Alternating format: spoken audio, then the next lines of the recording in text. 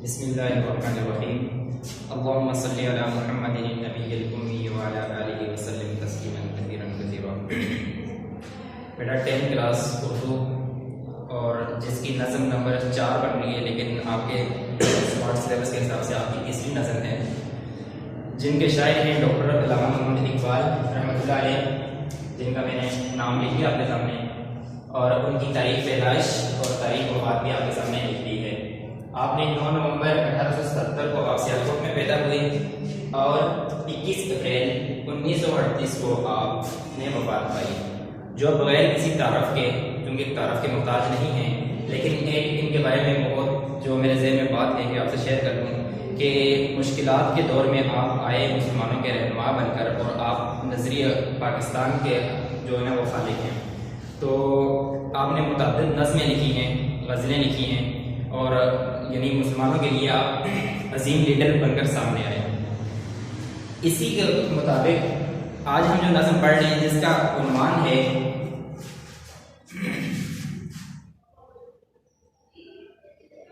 Fatima बिन्ते Abdullah.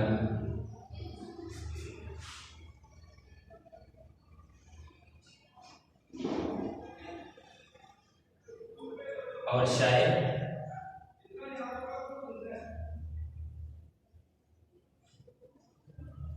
Doctor अल्लामा इकबाल।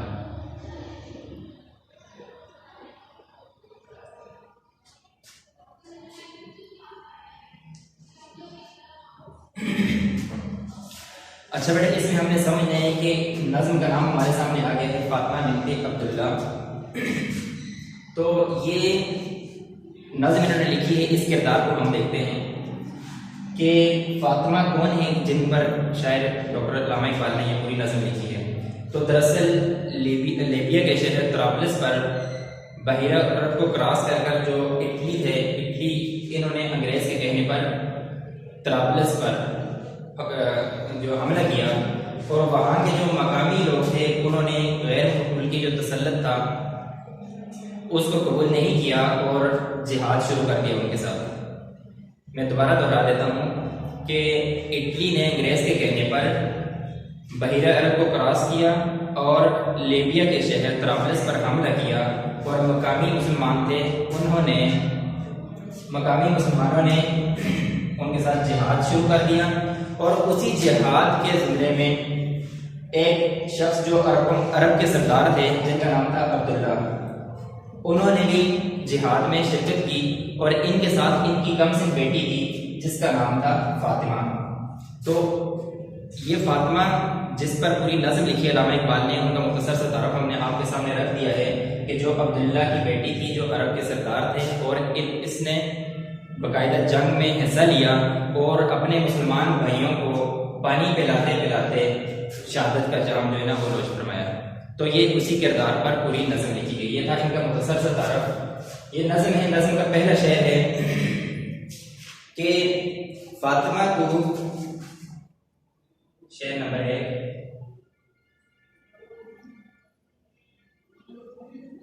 फातिमा तो आबरूए उम्मत, फातिमा तो आबरूए उम्मत ते मरहूम है।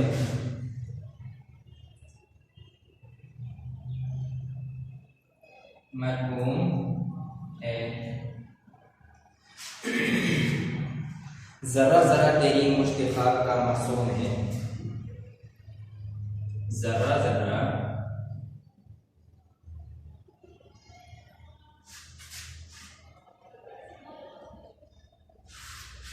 जरा जरा तेरी मुश्किल का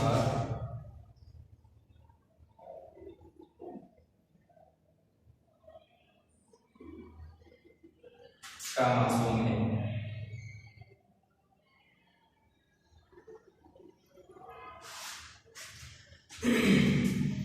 अब आपने चूंकि हमारा ये पहला शेर था, तो इसलिए मैंने ऊपर ही लिख दिया नज़म का उन्वान फातिमा बिन्ते अब्दुल्ला, शायर का नाम डॉक्टर अल्लामा मोहम्मद इकबाल। लेकिन अकॉर्डिंग टू पेपर, यानी जब आपने इसको सॉल्व करना है तो तब आपने पहले शेर के बाद ये वाली हेडिंग आपने देनी है। सबसे पहले आपने हवाला शेर लिखना है,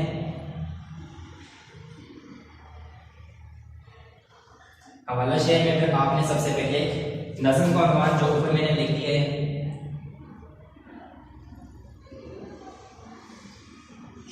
फातिमा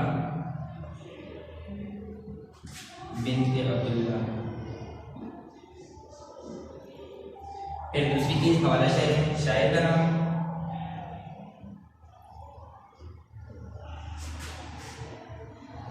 डॉक्टर अलामा मोहम्मद इकबाल।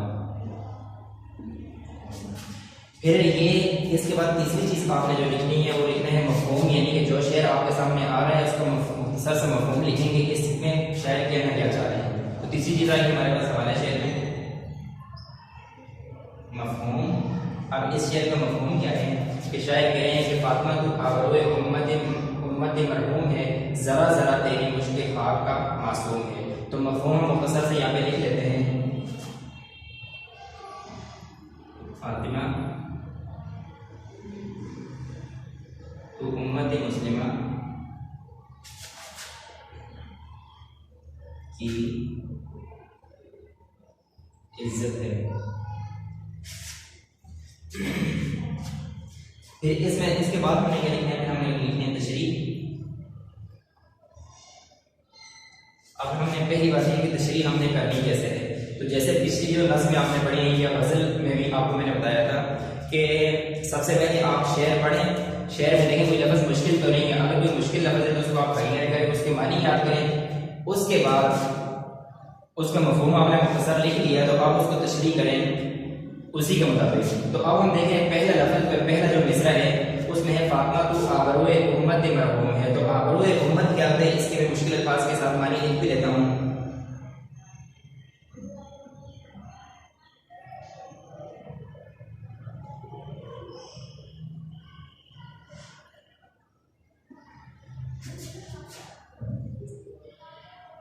आबरोए उम्मत मरहूम कहते हैं, आबरोए उम्मत की इज्जत। दूसरे शेर में हम देखें जरा जरा, ये आसानी लफ्ज़ है, जरा जरा कहते हैं रेजा रेजा। और दूसरा लफ्ज़ इसमें जो आ रहा है वो है मुश्तिहाक, मुश्तिहाक कहते हैं।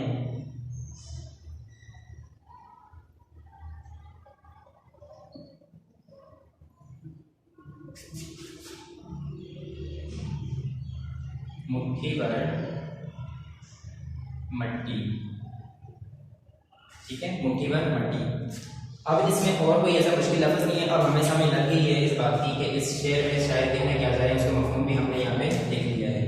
अब इसकी तशरीह हम कैसे करेंगे कि जैसे पहले मैंने आपको इब्तिदा में ये बताया है कि ये किस हवाले से और किस मौजू पर शायर ने ये नज़म लिखी है। तो मैंने आपके सामने पहले भी ये बात रखी थी कि फातिमा का किरदार जो इसमें है वो उसके बारे में मैंने आपको बताया। तो अब इसकी तशरीह हम यहाँ से शुरू करेंगे कि इटली ने अंग्रेज के कहने पर 1911 में बहरे अरब को क्रॉस किया, यानी अबूर किया और लीबिया के शहर तराबलस पर हमला किया। और वहाँ के जो मुसलमान थे उन्होंने गैर मुल्की तसल्लुत को कबूल नहीं किया और उनके साथ जिहाद शुरू कर दिया। अब उस जिहाद में अरब के सरदार अब्दुल्ला थे जिन्होंने बाकायदा जिहाद में शिरकत की और उनके साथ उनकी बेटी थी फातिमा जो बाकायदा तौर पर मैदान जंग में आई और वहाँ के मुसलमान जो जख्मी थे मुसलमान भाई उनको पानी पिलाने का फरीज़ा सर अंजाम दिया और इसी तरह उन्होंने जान शहादत का उस पर फायज हुई है। तो एक तो शायद इनको खराज तहसीन पेश कर रहे हैं और ये कह रहे हैं कि फातिमा को उम्मत मुस्लिमा की जो है ना वो इज्जत है। तू एक कम सिन बच्ची थी जिसकी उम्र अभी खेलने कूदने की थी, लेकिन तूने बाकायदा तौर पर आकर मैदान जंग में हिस्सा लिया और यहाँ तक कि शहादत के रुतबे पर फायज हो गई।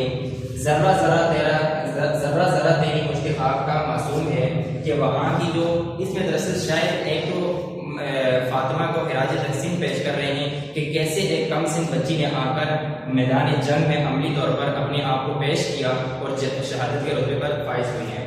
तो ऐसे ही शायद कह रहे हैं कि आबरूए उम्मत तू उम्मत की इज्जत है और मुश्किहाक मट्टी का तरह, यानी कि एक ऐसी कली, एक ऐसी नन्ही परी कि जो अभी गुनाहों से भी पाक थी, अगर वो इस काम को ना भी करती तो उस पर कुछ गुनाह नहीं था उस दौर में भी क्योंकि अभी कम सिन थी, लेकिन उसने अपने आप को पेश किया मैदान जिहाद में, और यहाँ तक कि वो मैदान जिहाद में अपने आप को अल्लाह के सुपुर्द कर गई। और ये इससे एक यानी अपनी उम्मत को एक सबक दे गई कि बेशक उम्मत जिस हालात में भी हो, तब भी उस हालात में भी मुसलमानों के अंदर ऐसे बच्चे और बच्चियां तक भी होती हैं पैदा, बड़े तो होते ही बड़े हैं, लेकिन बच्चों के अंदर भी ऐसी ईमान की चिंगारी होती है कि वो अपने आप को इस्लाम के लिए, अपने दीन के लिए, अपनी मिल्लत के लिए पेश करते हैं। और इसकी एक अजीम मिसाल हमें फातिमा ने दी है, जिसने हमारा सर फख्र से बुलंद कर दिया, और जो हमें रहती दुनिया तक याद रहेगी कि उम्मत की एक ऐसी बेटी थी जिसने आकर अपने आप को जाम शहादत के रुतबे पर फाइज किया। तो जो मुसलमानों को एक मैसेज, एक पैगाम भी दे रही है कि कभी भी आपको आपके दीन, आपकी मिल्लत के लिए ज़रूरत पड़े तो आपने पीछे नहीं हटना, बल्कि अपने आप को पेश करना है उस पर, क्योंकि मुसलमान हर लिहाज से क्या है, कामयाब होते हैं। अगर शहीद हो गए तब भी कामयाब, और अगर बच गए, गाजी बन गए तब भी कामयाब। तो यही पैगाम हमें एक कमसिन बच्ची ने दिया है, जिसको शायद अल्लामा इकबाल अपने इस शेर में जिसको हराज तस्लीम पेश कर रहे हैं। बेटा, तो एक बात हमें और भी ज़हन में रखनी चाहिए, जो क्लास में भी आपको मैं कोई नज़म या गज़ल करवा रहा था, तो उसकी तशरीह में, क्योंकि क्लास में तो तशरीह में 9th और 10th दोनों को उर्दू ये नज़म और गज़ल में मेरी कोशिश की कि मैं एक नज़म और एक गज़ल जो है आपको बोर्ड पर ही करवाऊँ। तो उसमें मैंने आपको हवाला शेयर, यानी कि जब तशरीह कर रहे होंगे तो उसी के अकॉर्डिंग आपने बीच में एक शेयर ऐड करना है, जो है उसकी प्रेजेंटेशन उससे अच्छी हो जाती है, और ये यानी कि हमारी तशरीह उससे एक जामिल जानदार हो जाती है। तो अब हमने तारीफ की है जो शायर ने फातिमा बिन्त अब्दुल्ला को खिराज तहसीन पेश की अपने अंदाज में, तो इसी के मुताबिक हम देखते हैं कि इसमें कोई शेर हम अपने से ऐड करें। तो बेटा तशरीह जो मैंने ज़ुबानी आपको करवाई है उसी के नीचे, यानी कि ये आपके पैटर्न के नीचे तशरीह आपकी आ रही है, तशरीह के बीच में आपने फिर ये हवाले शेर लिख देने हैं।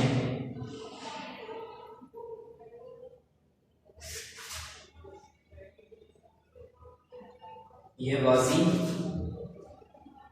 ये तेरे और इसरार बंदे, जिन्हें तूने बख्शी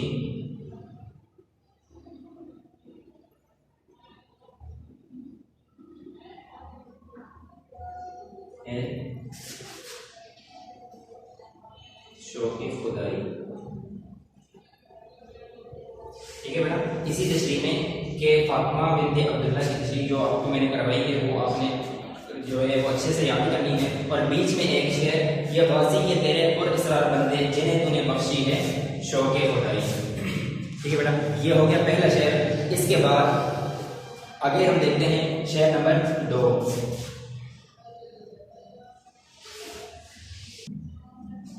जी बेटा, ये हो गया हमारा पहला शेर। अब दूसरा शेर हमने यहाँ पे मैंने लिखने और करवाना है, और आपको मैंने पहले बताया था कि बाकी चीज़ें रेस करने की जरूरत नहीं है, क्योंकि नज़म भी वही है, फातिमा बिन्त अब्दुल्ला, शायर भी वही है, तो इसलिए नज़म का मान, शायर का नाम और बाकी सारी चीज़ें वही हैं। मफहूम इसका जो है मफहूम ज़ाहिर शेर के मुताबिक होगा, तो वो हम यहाँ से रेस कर देते हैं ये सारा। तो आगे दूसरा शेर है, ये सआदत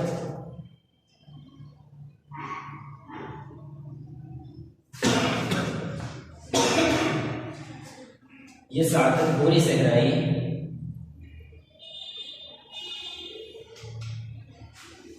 तेरी किस्मत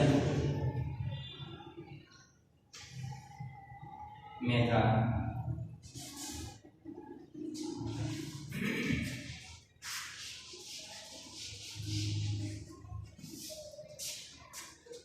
गाज़ियान दीन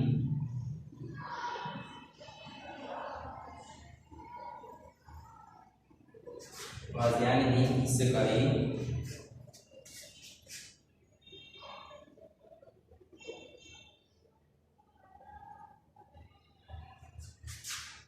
तेरी किस्मत में था। बाकी जो इसका पैटर्न है वो बिल्कुल सेम है, जैसे पहले मैंने बताया कि हवाला शेर, नाज़िम का मकमान फातिमा बिन्त अब्दुल्ला, शायर का नाम डॉक्टर अल्लामा मोहम्मद इकबाल। मफहूम इसका आएगा इसी के हवाले से कि इसमें शायर क्या कहना चाह रहे हैं। तो बेटा देखें, ये सआदत पूरी सहराई एक तो इसमें मुश्किल अल्फाज हम देख लेते हैं, पूरी सहराई, और दूसरा लफ्ज़ है दूसरे मिसरे में सिकाई। तो पूरी सहराई किसको कहते हैं, उसके मानी हम समझते हैं पहले। पूरी सहराई कहते हैं रेगिस्तान की भूल, और दूसरा लफ्ज़ इसमें था सिकाई।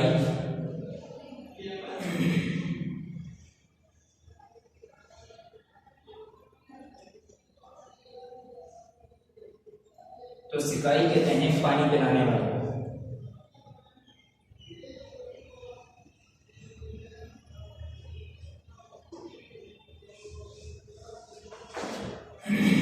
अब हम देखते हैं इसका मफहूम कि इस शेर में शायर क्या कहना चाह रहे हैं। तो बेटा देखिए, शायर कह रहे हैं कि सादत पूरी सहराई तेरी किस्मत में था, गाज़ियान दीन की सिकाई तेरी किस्मत में था। तो इसमें शायर कहना चाह रहे हैं कि फातिमा ने जो काम किया है, जो इतने बड़े मरतबे इतने बड़े रुतबे पर फाइज हुई है, ये दरअसल फातिमा की किस्मत और तकदीर में अल्लाह ताला ने पहले ही लिख दिया था। तो मफहूम में हम लिखेंगे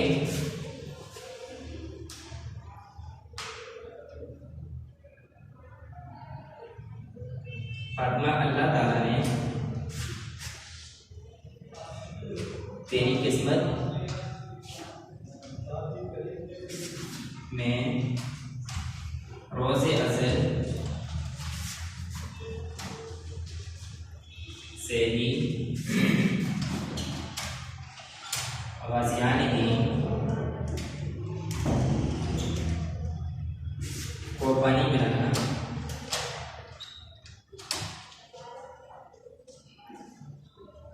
लिख दिया था।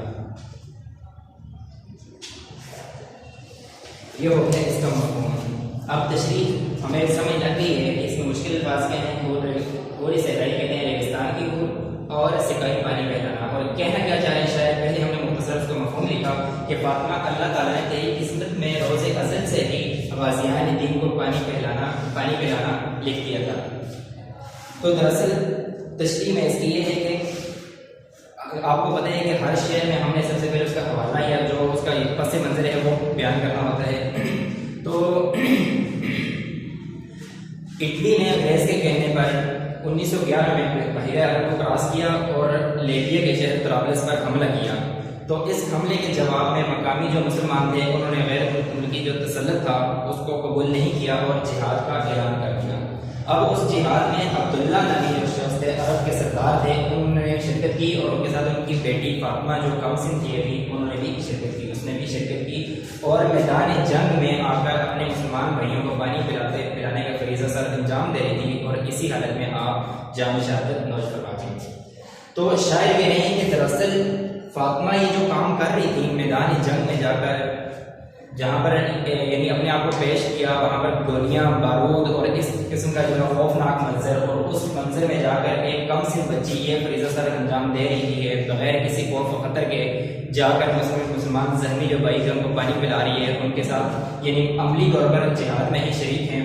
तो शायर कह रहे हैं कि ये फातिमा के लिए तो बाइस फख्र है ही, लेकिन दरअसल फातिमा की किस्मत की अल्लाह ताला ने ऐसी लिखी थी कि अल्लाह ताला ने पहले से ही लिख दिया था कि फातिमा ने आना है दुनिया में और आकर ऐसे कम सिनी में ही जाकर अपने गाज़ियान दीन मुसलमान भाइयों को पानी पिलाने का फरीज़ा सर अंजाम देना है और इसी हालत में अल्लाह ताला के पास आ जाना है, यानी कि जहाँ शहादत नोश करवाना है। तो दरअसल ये फातिमा ने हम सब कभी पूरी उम्मत मुस्लिमा का सर फख्र से बुलंद कर दिया कि कम सनी उम्र में जो खेलने कूदने की उम्र थी उस उम्र में गई और जाकर अपने मुसलमान भाइयों को पानी पिलाने का फर्ज अंजाम देते हुए अपने आप को अल्लाह के सुपुर्द कर दिया, यानी शहादत के रुतबे पर फाइज हो गई।